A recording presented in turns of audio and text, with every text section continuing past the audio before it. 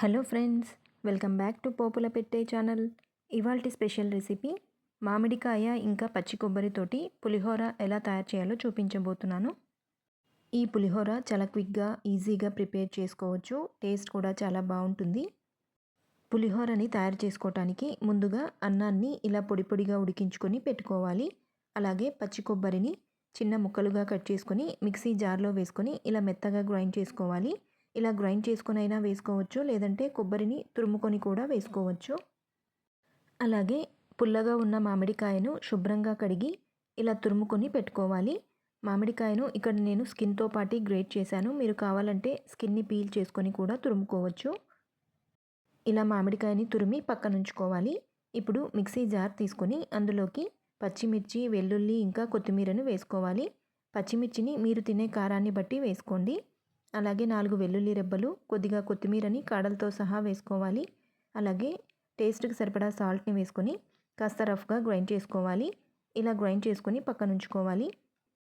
ఇప్పుడు స్టవ్ పైన ప్యాన్ పెట్టుకొని ఆయిల్ వేసుకోవాలి. ఆయిల్ వేడయ్యాక గుప్పెడు పల్లీలను వేసుకొని స్టవ్ను మీడియం ఫ్లేమ్లో ఉంచుకొని దోరగా వేయించుకోవాలి. పల్లీలు ఇలా దోరగా వేగిన తర్వాత పక్కకు తీసుకోవాలి. ఇలా పల్లీలు వేయించుకున్నాక ఇప్పుడు అదే ఆయిల్లోకి 1 టీ స్పూన్ శనగపప్పు, 1 టీ స్పూన్ మినప్పప్పు, ఆవాలు ఇంకా జీలకర్ర వేసుకొని పప్పులు దోరగా వేగి పోపు దినుసులు చిటపటలాడేంత వరకు వేయించుకోవాలి. పోపు ఇలా దోరగా వేగిన తర్వాత ఎండుమిర్చి ముక్కలు, కొద్దిగా ఇంగువని వేసుకొని 1/2 నిమిషం పాటు వేయించుకోవాలి. ఇంగువ వేగిన తర్వాత 1/2 టీ స్పూన్ పసుపును వేసుకొని మరొక 1/2 నిమిషం పాటు ఫ్రై చేసుకోవాలి. పసుపు పచ్చివాసన పోయిన తర్వాత ముందుగా గ్రైండ్ చేసి పెట్టుకున్న పచ్చిమిర్చి ముద్దను వేసుకోవాలి. పచ్చిమిర్చి, వెల్లుల్లి, కొత్తిమీర, ఉప్పు వేసి గ్రైండ్ చేసుకున్న పేస్ట్ని వేసుకొని స్టవ్ను సిమ్లో ఉంచుకొని 1 నిమిషం పాటు వేయించాలి. పచ్చిమిర్చి పేస్ట్ వేగిన తర్వాత కొద్దిగా కరివేపాకును కూడా వేసుకోవాలి. అలాగే ముందుగా గ్రేట్ చేసి పెట్టుకున్న మామిడికాయ తురుమును కూడా వేసుకొని స్టవ్ను మీడియం ఫ్లేమ్లో ఉంచుకొని 1 నిమిషం పాటు వేయించుకోవాలి.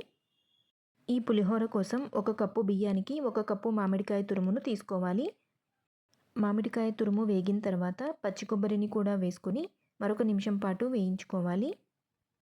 1 కప్పు మామిడికాయ తురుమును తీసుకుంటే 1/2 కప్పు పచ్చి కొబ్బరి తురుమును వేసుకోవాలి. పచ్చి కొబ్బరి కూడా వేగిన తర్వాత ఇందులోకి ఉడికించి పెట్టుకున్న అన్నాన్ని వేసుకొని కొద్దిగా కొత్తిమీరను కూడా వేసి మొత్తం బాగా మిక్స్ చేసుకోవాలి. ఈ ప్రాసెస్ మొత్తం స్టవ్ను సిమ్లో ఉంచుకొని చేసుకోవాలి.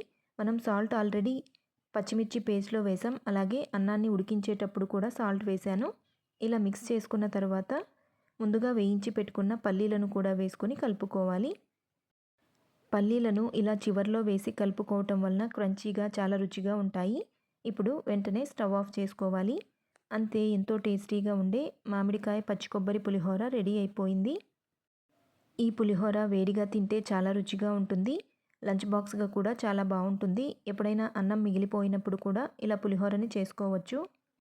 చేయటం చాలా ఈజీ కదా. ఒకసారి మీరు కూడా తప్పకుండా ట్రై చేసి మీకు ఎలా కుదిరిందో కామెంట్ సెక్షన్లో చెప్పండి. ఈ వీడియో మీకు నచ్చిందని అనుకుంటున్నాను. ఈ వీడియో మీకు నచ్చినట్లయితే లైక్ చేయండి, షేర్ చేయండి.